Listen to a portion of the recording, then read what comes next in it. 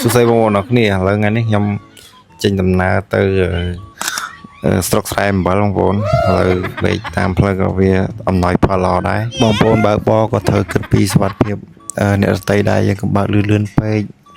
កុំជន់លឿនពេកតាមដែលគេកំណត់អញ្ចឹងណាបងប្អូនអញ្ចឹងបងប្អូនកុំភ្លេចជួយ follow ឬ subscribe ខ្ញុំទាំងអស់គ្នាមកហើយបងប្អូនចូលលេងផ្ទះខ្ញុំមិនចូលលេងផ្ទះបងប្អូនដែរឆាប់បានឡើងទាំងអស់គ្នាបងប្អូនអូដែរថ្មី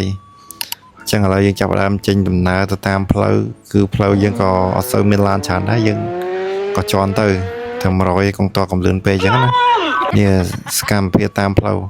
បងប្អូនអត់ពីកន្លែងដែលគេបង់លុយហ្នឹងយើងចាប់ដើមមើលយើងរៀបចំឲ្យបានព្រោះយើងឲ្យស្អាតកុំឲ្យធ្លាក់តាមផ្លូវព្រោះយើងធ្វើតាមផ្លូវល្បឿនលឿនយើងអាចចុះរើសបានទេអញ្ចឹងបងប្អូនការពារសុវត្ថិភាពរបស់គ្នាអញ្ចឹងវីដេអូនេះអរគុណច្រើនបាយបាយ